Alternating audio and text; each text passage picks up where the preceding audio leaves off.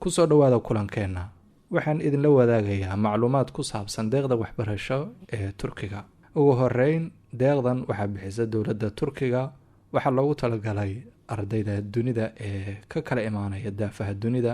Ardaydaas waxaa loo ogolaanayaa inay wax ka bartaan jaamacadaha ugu sarreeya waddanka Turkiga.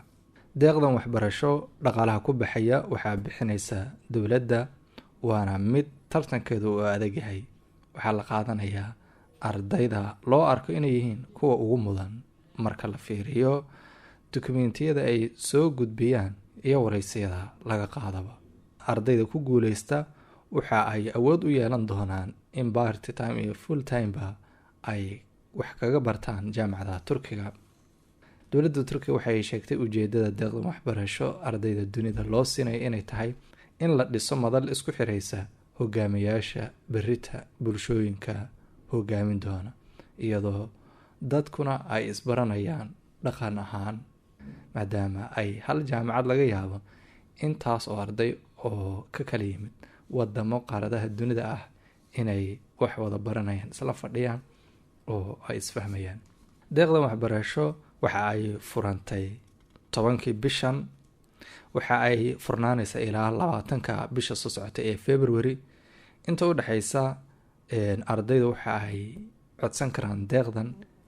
qaabka u codsan karaana wuxuu yahay si online ah inay u dirsadaan codsiga page-ka la soo dhigo, in ay raacaan macluumaadkiisa, iska hubiyaan taariikhda inta u dhaxaysa 10ka bisha January iyo 20ka February-na ay ku dhammaystiraan xogahooda.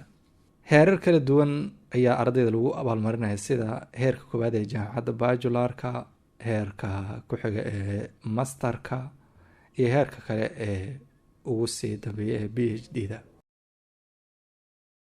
intaas hordhac haddaan kaga gudubno, maxay tahay dukumeentiyada muhiimka ah ee laga rabo ardayda codsanaya deeqdan waxbarashada?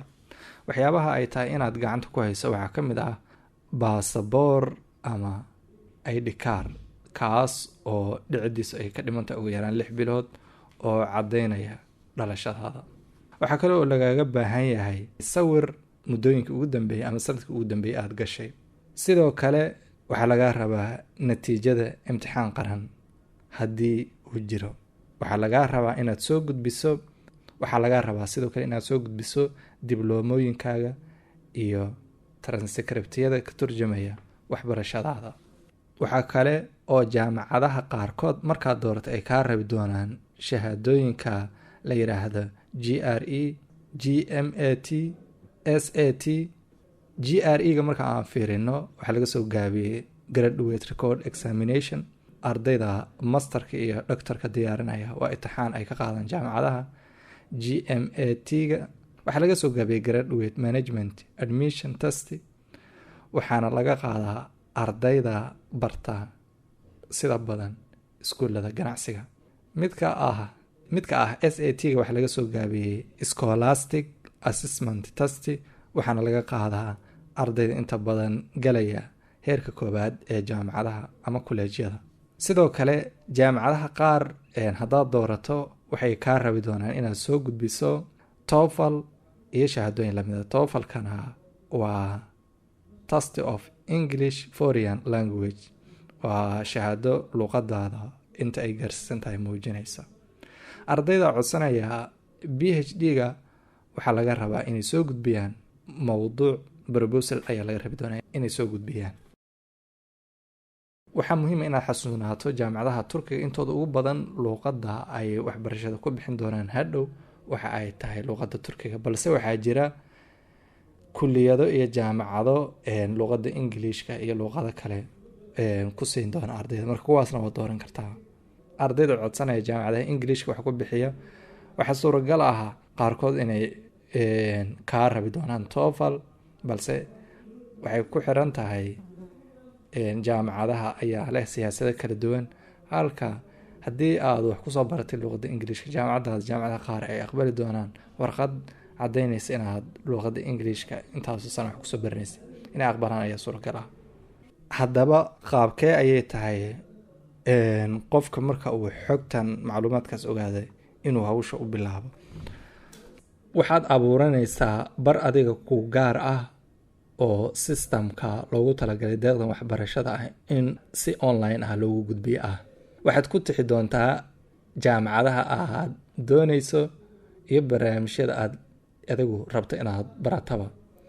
markaad intaas samayso, dhammaan wuxuu leeyahay applicationka dhexdiisa tallaabooyin isku xiga. tallaabooyinkaas ayaad hubinaysaa dokumentiyada inaad halkaas gelisay. waxaad halkaa gelin doontaa dokumentiyada lagu weydiiyo oo dhan, adigoo ku dari doona haddii jiraan waxyaabo ka baxsan cv-gaaga ood halkaana aad ku xusi doonto, sida shaqooyin bulshood qabatay, waxyaabo gaar ah oo aad ku guuleysatay. ugu dambeynna waxaad qori doontaa warqad proposal ah, taas oo ciwaan aad ku dooranaysa ama ku sheegaysa ciwaan aad wax ka qorayso, adigoo qaab research ahaan ahna u sameynayo. warqadaas markaad qortana ugu dambeyn si online ah ayaad u dirsan doontaa. marka aad xogta dirta gudbisana waxa aad sugi doontaa uun jawaabta soo bixi doonta. waan filayaa in macluumaad kooban aad hesheen. xoga intaas ka badan baraha youtube-ka ayaad ka helaysaan Soomaali iyo dad ajaanib ah oo ka hadlaya sida xogta loo xareysanayo. marka halkan ay ku qoran tahay apply now, markaad ku dhufato waxaa kusoo baxaysa meeshan ah uu ku leeyahay emailkaaga gasho. hadduuna kuu samaysnayna create mid cusub ayaad samaysanaysaa. sidaas ayaad ku dhexgelaysaa.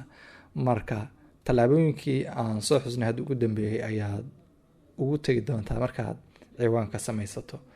waxaan filayaa in isku day aad samayn doontaan, inkastoo deeqaha waxbarashadu habka loo buuxinayo ay dhib badan yihiin, haddana qofku isku day haddii uu sameeyo muuqaalo laga sameeyey uu helaya uu daawado dadna ula kaashado, waxaa obaala in uu mar uun ku guuleysan doono.